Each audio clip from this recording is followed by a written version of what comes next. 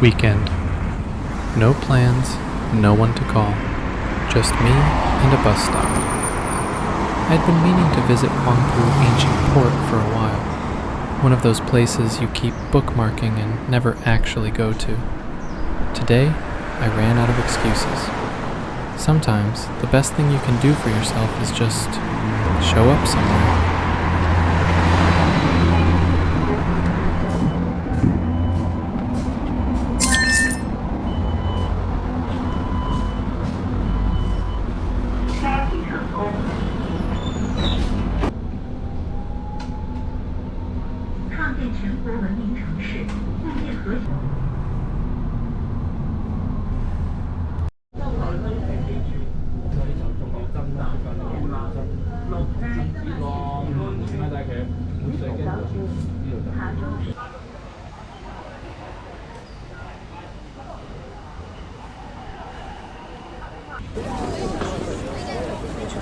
You leave the main road and the city immediately exhales.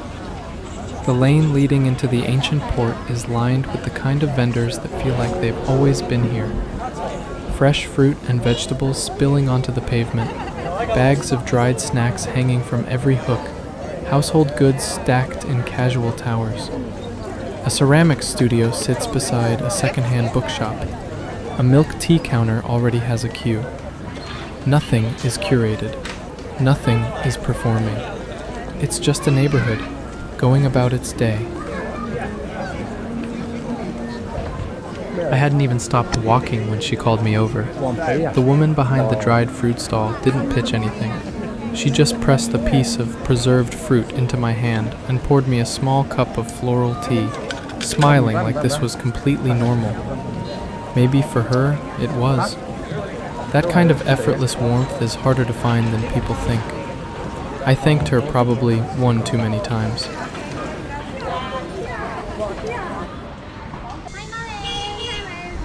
A girl stood at a griddle, rolling thin egg crepes with the unhurried patience of someone who has done this 10,000 times. She offered me a piece of jizai bing to try, a classic Cantonese pastry whose name translates charmingly to little chicken biscuit.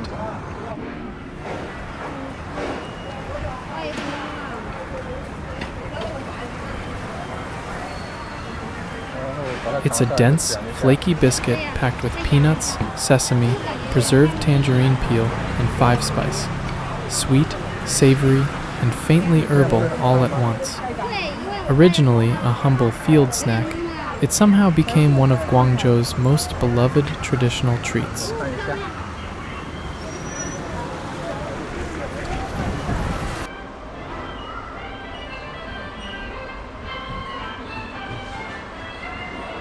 I wandered into the shop, had a look around, and walked out with 2 egg tarts. No regrets.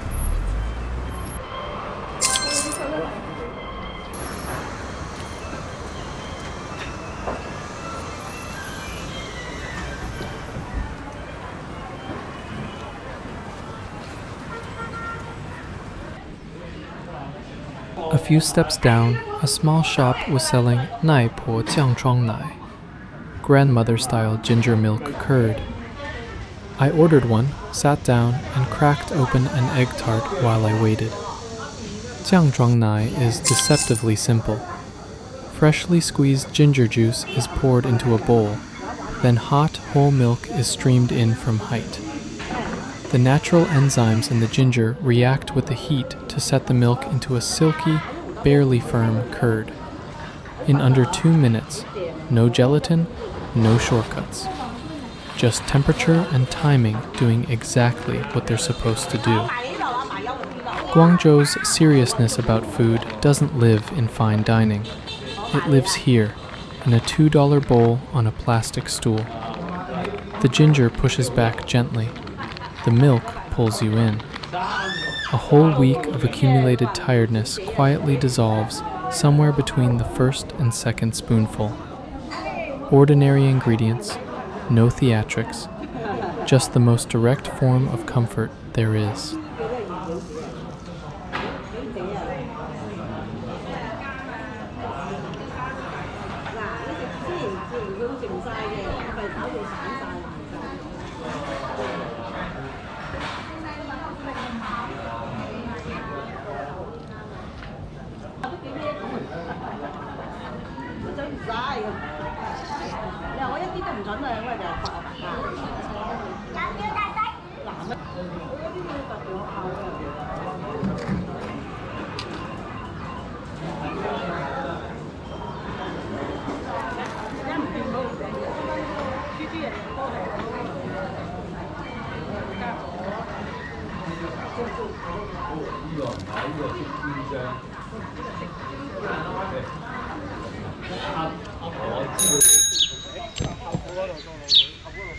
Toward the port ruins, the architecture shifts.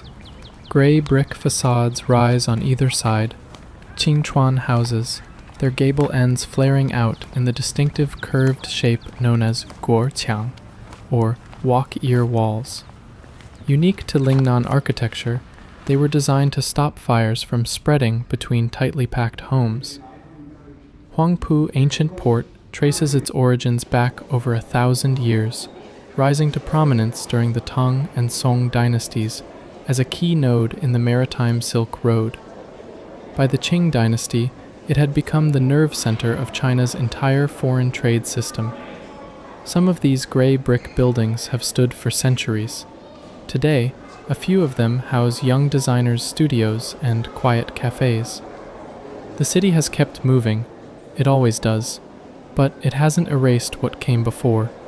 Somehow, that's the most clarifying thing I've seen all day. Life is allowed to have stretches like this, unhurried, purposeless, nobody watching. That's not wasted time. That might actually be the whole point.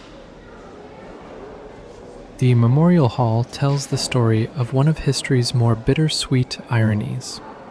In 1745, a Swedish East India Company vessel called the Göteborg set sail from Guangzhou's Huangpu Port, loaded with one of the most valuable cargoes ever assembled: silk, porcelain, and tea, the product of a wildly successful trading expedition. The ship had made this same journey twice before. It never made it home. The Göteborg sank just miles from its home harbor in Gothenburg, carrying the weight of an entire voyage to the bottom. In 2005, a full-scale replica of the ship was constructed and sailed the original route back to Guangzhou, 260 years later, completing the journey the original never could.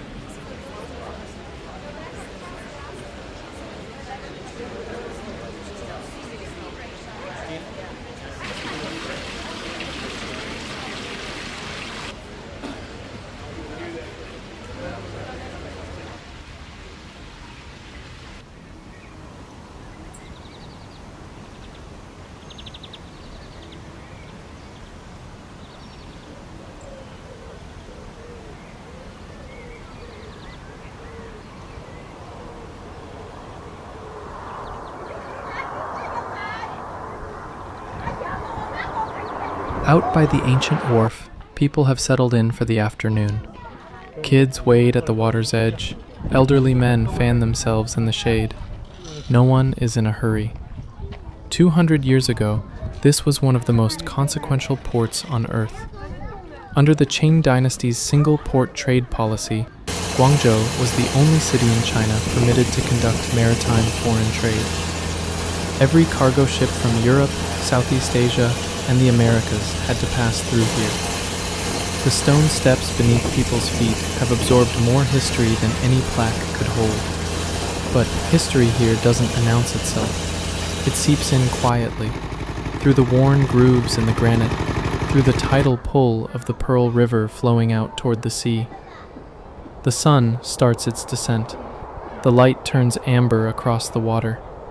I sit with it for a while. We can't stay in a safe harbor forever.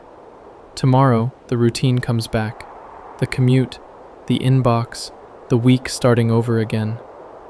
But knowing a place like this exists, somewhere you can anchor quietly, without agenda or audience, that steadies something in you.